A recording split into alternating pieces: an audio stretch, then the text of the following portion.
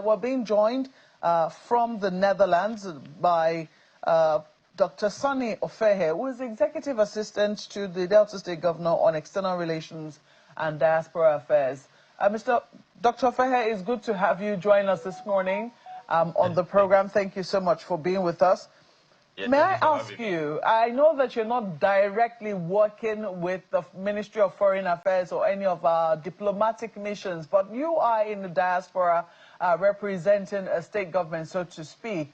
And I'm sure that you will work very closely with the embassies and perhaps some of the ambassadors who might be reluctant to, share what their experiences have been. Do you want to share some insight into some of the things that you have heard currently happening in our missions? Well, it is, for me personally, a shame that our foreign missions have been going through this. You just said a two-page statement was released, and this has been a protracted problems that the missions have been facing. I've had relationship with our foreign missions for more than 20 years now, and in the last 2 months, I've actually visited more than around 5 missions. I've been to our embassy in Beijing. I've been to the one in Cairo. I've been to some of them within the European Union. And of course, I reside here in Rotterdam, which is about 20 minutes away from our mission in The Hague. And I have good relationship with past ambassadors as well. So for us to be talking about utility bills, logistical challenges, and all of that at this time, in addition to the fact that we don't even have ambassadors, we have more than 110 missions across the globe. Now, we are blessed, in the late 50s and early 60s, when our missions were acquired, were purchased, we went for the top. And today, we're supposed to be leading Africa on the diplomatic front line.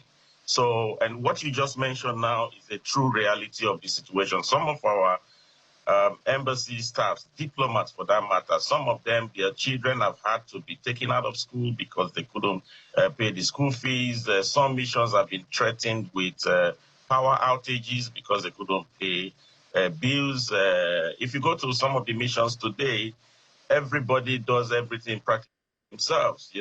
Microwave is brought by the same officer, refrigerator is bought by the same officer, even to water. So this issue needs to be addressed, and particularly at a time where the global community is becoming a global village, where we need to engage, where every country is trying to protect their own country. So you need to be, without the Ministry of Foreign Affairs, you cannot talk about the Ministry of Economic Affairs, because the Ministry of Foreign Affairs is supposed to be the face and the image of the country to the outside world. And then again, I will conclude with this. We have a president currently who is busy traveling around the world. We just saw what happened in Brazil. No ambassador. The upkeep of the embassy there, it's in a difficult state.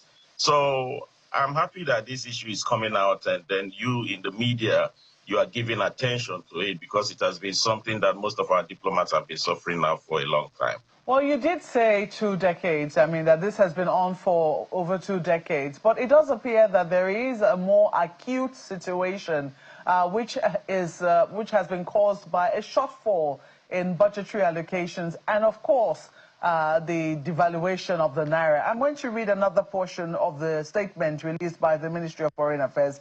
It says that it is pertinent to state, however, that the Nigerian diplomatic missions are not immune to the economic situation at home and its attendant challenges to government operations. The financial situation in our missions stem from budgetary limitations over the years, resulting in shortfalls in allocations, which in turn have significantly impacted the optimal functioning of many of our missions abroad and the ability to deliver on their core diplomatic and consular mandates effectively. Do you think that perhaps this is why Nigeria is yet to appoint ambassadors for many of these missions abroad? Yes, I've been very concerned. Listen, under the Vienna Convention on Diplomatic Relations, you have what they call diplomatic reciprocity. So what that simply means is that in a country where you don't have an ambassador has to relate with the head of state or president or prime minister of that country, or at the very least at ministerial level. In a country where you don't have an ambassador, you know, and you have head of mission who happens to be a civil servant, the level of level 14, 17, and all of that, there's a limit to what they can relate to. Now, last year, the president was in Paris, where he carried all the who and who in the business sector, you know, to sign bilateral, multilateral treaties and other agreements. And but the thing, we just saw what happened in Brazil, where they signed this whole Bata airline agreement with all other agreement, and then he went to Japan. These are countries that don't have ambassadors. So the signing process is not really the core part of a deal. It is what happens afterward that is the core part of the deal. Who does your follow-up when all these are done? Now, on what you have just said about the mission, what I think is there has to be a forensic audit of the ministry itself. You know, I was told that the reason why the president is refusing to appoint ambassadors at this time, I don't know if my figures are correct, is because he was presented with a bill of about $1 billion to appoint and post ambassadors to all the missions. Now, that's a huge amount of money for a country that is still struggling for foreign exchange. And then you have to talk about their upkeep on a monthly basis and all of that. So what should be done is, at least even if we don't have the financial means to be able to cover all our 110 thereabout embassies across the world, there's what they call the Group A embassies. Like you just left Brazil. There should be an ambassador in Brazil. There should be an ambassador in France. There should be, we have the United Nations General Assembly coming up very soon. We do not have an ambassador representation in New York. We do not have an ambassador representation in Washington, D.C. I just came from Washington, D.C. Most of our embassies are like ghost town. I watched a video a few days ago where the Minister of Foreign Affairs was talking about global support for a candidate that Nigeria wants to present for the International Criminal Court in The Hague. And then, of course, we're also presenting a candidate who was a former ambassador here for the Organization for the Prohibition of Weapons of Mass Destruction, OPCW. Can the minister lobby for them from Abuja? The answer is no. Who is going to carry out those diplomatic engagement with their colleagues to ensure that we have a voice on the table at the global level? This is what we should be talking about now. All right, Dr. Ofehe, I'm going to ask you to please just hold on a moment. We'll come back. We'll continue this conversation because it is all-encompassing. The statement didn't just acknowledge the difficulties. It's also proposing new ways by which we can mitigate this, because you just spoke to $1 billion being presented to the president. And we know that is hefty. So we can talk about, you know, creative ways of funding our embassies. Yes, we're also being joined on this conversation now by Ambassador Chuka Udedibia, who is a former ambassador, interestingly, representative of Nigeria in the Netherlands. He served in the Netherlands and he was also a former acting permanent secretary at the Ministry of Foreign Affairs. Ambassador, it's good to have you in our studios. Thank you so much for joining us. Thank you. You know, this press release, I'm sure you've also seen it. I believe you must have. I do not know how you received it. You know, also given what it is that you have heard, you must have heard about the state of our diplomatic missions abroad. Thank you very much for having me. I must say, first of all, that you have the right person here. Because I not only have lived through all this, I've handled it at administrative levels, especially in the Ministry of Foreign Affairs. Remember, like you said, I was Undersecretary, Administration and Finance of Ministry of Foreign Affairs, and at various times Acting Permanent Secretary. And I was for about 6 years the head of section of personnel administration of the ministry. So this issue was directly under me. I worked through it in the ministry, for that period in the ministry. Now, I would prefer not to dwell on the symptoms. and talk of the causes, the root causes, because there are many. And I've read the ministry's press release. Statement, yeah. Yeah, there's nothing there that is new to me. You know, with the ministry, well, because I still consider myself part of the ministry, the interventions of this nature or efforts of this nature had been taken before. This is not the first time. Now, I would like to dwell, there are about 7, 8, 9 critical issues regarding the issue of financing our missions abroad. Let me begin with the exchange rate, you know, because that's where the problem begins. Now, our missions make expenses in dollars, both what they earn and every dime they spend is in dollars, except in Eurocentric missions, that is Euro countries, where they spend the euro. You know, even there is still foreign exchange. So they don't spend naira. About 10 years ago, 1 naira, the official rate of 1 naira, $1 to 1 naira was 150. Today it's about 1,500 plus. At a point it was even 1,800 plus, you know. And the remittances to the mission must, for missions to survive, remittances to missions must reflect the shortfall they suffer from the fall of naira, you know, to other major international currencies. But it does not happen. That's where the problem starts, you know. And, you know, throughout this period, what you notice is cumulative shortfall in remittances to missions, more debts, because the ministry, I pity, the ministry is a victim. The ministry itself is a victim, you know. Now, the ministry has done some special intervention efforts, or, you know, but I can assure, well, let me not assure anything. Don't be surprised if in the next 6 months, you know, we are back the problem comes up again. Yes, we are back to the same situation. At least the next 1 year, it begins again. So that is problem number 1.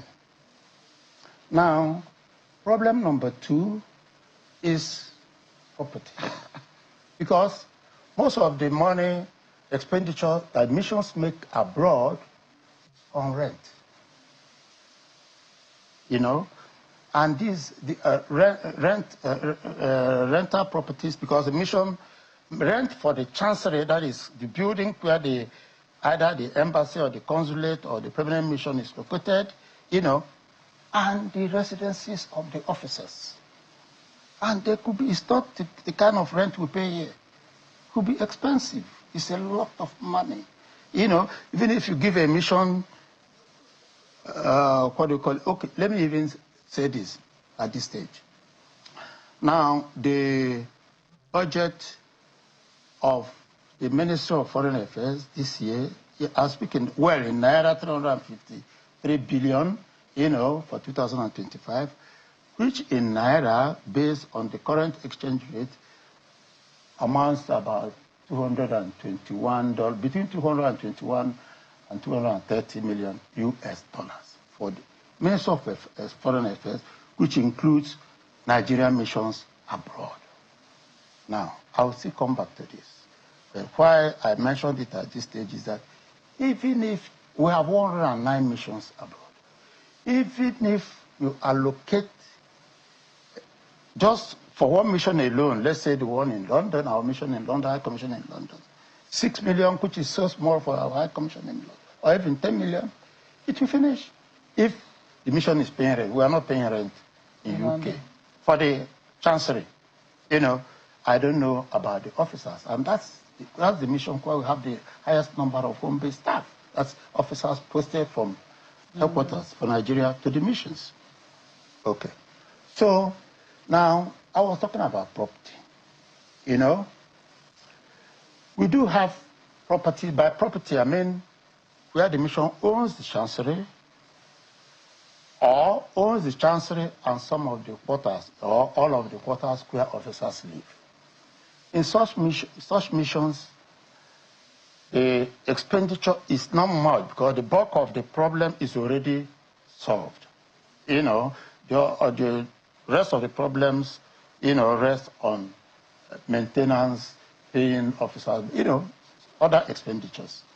So, but there are also many missions where we pay rent either on our chancery or on officers' quarters or on both. You know, Netherlands is not one of them. You know, Ofeka will tell you because he knows. Now, but in many of our missions is the case. Now, since 1960, Nigeria had gradually, because I've been involved in this, gradually, in fact, the federal government have been making money available for purchase of properties abroad for our missions. And this has been going on a piecemeal basis. 1, 2, 3, 4, you know, a year, you know. And then, I must say this, since when Obasanjo came to power in 1999, things changed. I don't know, all this privatization, he just didn't fancy it, you know. So, continuous purchase, that trend, you know, ceased. I don't know if you get the point. Continuous purchase of what? Of properties abroad for our chanceries and officers' residences, you know, including the ambassadors' residences. So it was happening, but the pace was no longer the same until it now finally fizzled out. You know, so that's why I said that this problem will return. I'm looking at Ambassador. I'm looking at the statement here from Mr. Ebiemfa. If you don't mind, I have so much. Can I give you this background? Because I have others I need to say before we go into questions. I'm sorry. Okay. You know. Okay. Now, then another issue is refurbishing of properties due to shortfall in remittances to missions. Okay. Because you need to maintain these properties.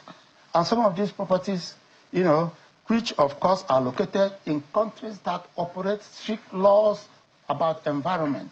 You know, if your toilet is not flushing, that mission is in trouble.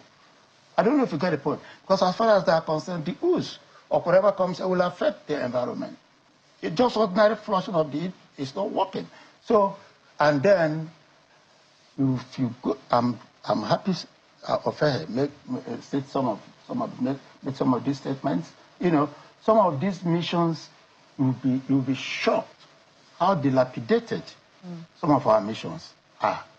You know, now let me just say I visited our mission in 2 years ago. I was part of the federal government delegation on elections in Sierra Leone. You know, in Freetown. We have an impressive building as our chancery. I'm just giving you as an example, giving you this as an example, because it also happens in other places. In Freetown. So the ambassador took us, but the mission is not functioning from there because it's not possible. In fact, that place is like a ghost town. You know, it has overgrown by bushes. It will take a lot of money to rehabilitate that building. The mission is somewhere else. And the same thing is happening on our missions. When money is not sent for them to maintain some of it, they go and rent. Now, the main mission is there, a problem, then they're again spending money renting somewhere else. I don't know if you get the point. You know? So, the same. So double jeopardy. Double jeopardy, if you like.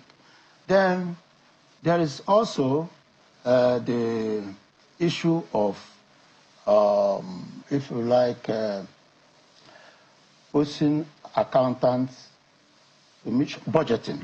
Let me. In fact, before I talk about accountants, budgeting. You know, though I have mentioned the exchange rate dimension of it, you know, I also need to mention the role of politicians that allocate money to Ministry of Foreign Affairs. There is what they call the envelope system in the National Assembly, because I had been to the National Assembly in my capacity as either acting permanent secretary or under Secretary of Admin and Finance for the ministry. Because as under secretary, all the missions were under me, as well as the headquarters. You know, you go there, the language we speak here is not what they do there. You know, that is the aspect of it that really needs to be looked into. It's an envelope system. And I'm sorry to say this, most of the time, from what I have seen, is about what is in it for me. So, you know, Ambassador, we'll have to interrupt you, I'm afraid, because just before you came on the program, yes, Dr. Fairhair was making a point about forensic probe, he was saying. And right now, you just underlined this particular issue, budgeting, posting an accountant, something like about the envelope system. Yeah. And initially when he raised it, I was asking myself, what has forensic probe got to do with this? But it does appear that there could be some connection. Is it? He knows. He's been a very close friend of the mission. Yeah, very close friend, I must say. You know, and in fact, he was even particularly active during Jonathan's time, because Jonathan gave me assigned a lot of duties to him internationally, you know. But anyway, that's that by the way. Now, this envelope system is very, very important. So can we just quickly mention all the other ones very quickly so that we can get to the questions part, because we're almost out of time. Already? Yes. Wow. Okay. But let me just say a word or two on this. Because the allocation does not go to the missions that need money. It's because when there are some political appointees, that's one of our main problems.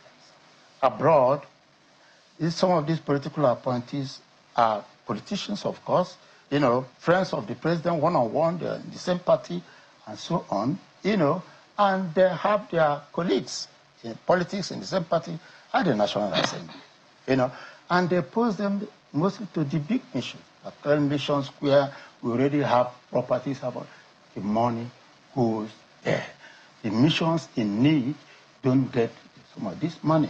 And from what I know, which I've also witnessed, I don't want to go into details, a lot of things happen on the current activities. I don't know if you get the point. And the problem continues to multiply. So we have to address that problem from that angle. Okay, so let's look at sorry, Ambassador, I do have to interrupt you at this point. Yeah, let's look at the ways that this can be sorted out. Because what I'm seeing here from Kimi Ebi's statement from the Minister of Foreign Affairs says these are challenges, and of course you said it, these are challenges that have been happening over the years.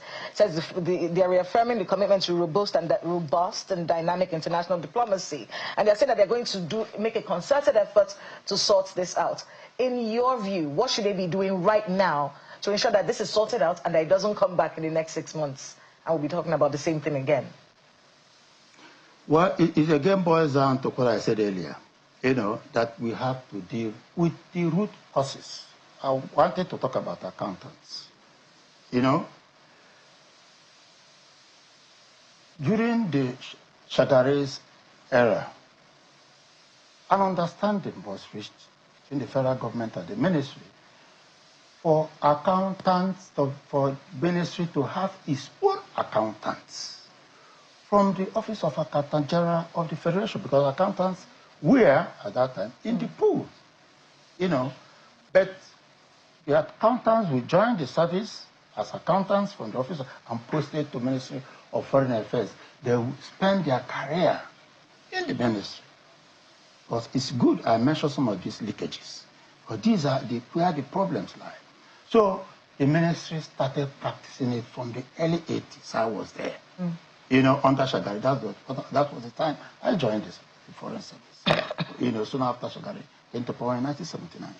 So we had our own accountants. They were trained on international finance, because that's what foreign affairs was about, and they were our staff. And they were operating with the discipline of the Ministry of Foreign Affairs. You know, now, since over so many years or decades, that arrangement changed. Sorry, I forgot to mention that they worked with foreign affairs until they get to level 16, when they now return to the Office of Accountant General. You know, so now this changed. Just not about 10 or so years ago, because of the pressure from accountants in the Office of Accountant General. You know, it's my turn, people are sent there to go and serve maybe once and return to the Office of Accountant. They don't know a hoot about running, yes, international financing activities. And mismanagement of funds was like, and it is still going on, I regret to say. So when you send this money, you know, a lot of things are going on, because these are not the people who are trained, who are qualified, who have spent their career running the finances of the ministry. Indeed. All right, let me see if I can get, sorry, Ambassador. Okay. Let me see if I can get Dr. Fair to give us his own thoughts on this. So you've heard these are the issues, and he's pointing out some particular things. So what do you think should be done right now? What can be done so that we don't have this coming up in the next 6 months? It feels like we've been hearing about these issues over and over again. So Dr. Fair, what can the government, what can the Tinubu administration do right now to stop this in its tracks? Well, His Excellency, the Ambassador, just talked on those whole areas. And I'm so proud of his intervention in this conversation, because that was why I raised the issue of forensic audit. You know, like what he said, the National Assembly, the committees that are saddled with those responsibilities to carry out oversight function on the ministry and how they also operate are also part of the problem. And now, even with, like he was mentioning the mission in Freetown, we also have the one in Rome, where the residence is completely, even the one here in the Netherlands, there's been concern to even renovate it. Now, what should be done? I think this is a crisis, and it calls for presidential intervention, particularly when you have presidents, successive presidents who want to engage the international community. So there has to be some form of, because we cannot continue. We don't know what the Naira value will be in another 3 years. We don't know. Diplomatic relations will continue. It has been there before I was born. It will be there even when I pass away. So we have to find a way to manage and then to open the corridor to be able to fund our missions, to be able to raise the standard of our mission to the level where Nigeria duly deserves to be. So the aspect of corruption must be dealt with, you know, and also, like he mentioned, there are people who are saddled with diplomatic responsibility that do not have a clue about what is going on. And then there are also the challenge of, you know, you can't give what you don't, or you can't give what you don't have, you know? Yeah. So we need to get the right people in the office. We need to get people who are not appointed just because they have political connection. You know, we need to, the developed countries, what they look is, they look at the country, they look at what they want from the country, they look at how they want to deal with the bilateral, multilateral relations with the country before they determine who goes to the country. Okay. That is what we should be doing. So all right, Dr. Fair, and back to you, Ambassador. Sorry, so I didn't hear anything. Yes, but I know that you didn't quite hear most of what he said, so I'm going to try and see if I can make it succinct. He's asking for forensic audit of the Ministry of Foreign Affairs, and that this corruption issue needs to be dealt with immediately. Do you agree with that? Of course I agree. But what is auditing? I tell you from first experience. Auditing of Nigerian missions is envelope. I have to say, I'm no longer in this. When you say this envelope system, what does that mean? No. What envelope happens? system, that one is different from the envelope I'm talking about. Okay. Auditors go to the mission, blah, blah, blah, just count the money, give them envelope. give them money. The auditing is done, and they go back home. So no actual audit is going on? They just come there... To collect money. To collect money and leave? Yes. Especially these political appointees. They just get there. In fact, that they are coming, they know, that going there, I had, when I was heading the part of the ministry, I visited some of these missions. And I also was an officer of the mission my entire career, 35 years in the foreign service. Yeah. So you saw this happen? I saw everything. So when they go there, yes, they do whatever, collect files and look at it, but in the end, political appointees give them envelope, and they return home. Do you think that there is a way out, though? How optimistic are you, given what it is that the spokesperson has said and the work that they say is being done to make sure that we do not face this sort of embarrassment again? Of course, I'm very optimistic. I'm very optimistic, but these issues I raised need to be brought to the attention, or the president needs to have the whole picture. So right now we do not have ambassador. I'm happy you mentioned Ofehe himself mentioned the case of Brazil, the situation in Brazil, which was an embarrassment for lack of ambassadors. But even for the appointment of ambassadors, we have to be careful in sending politicians abroad in the number we do to our missions. It's brigandage. I regret to say so, because, you cannot deal with them because as head in the ministry, the job is to discipline them.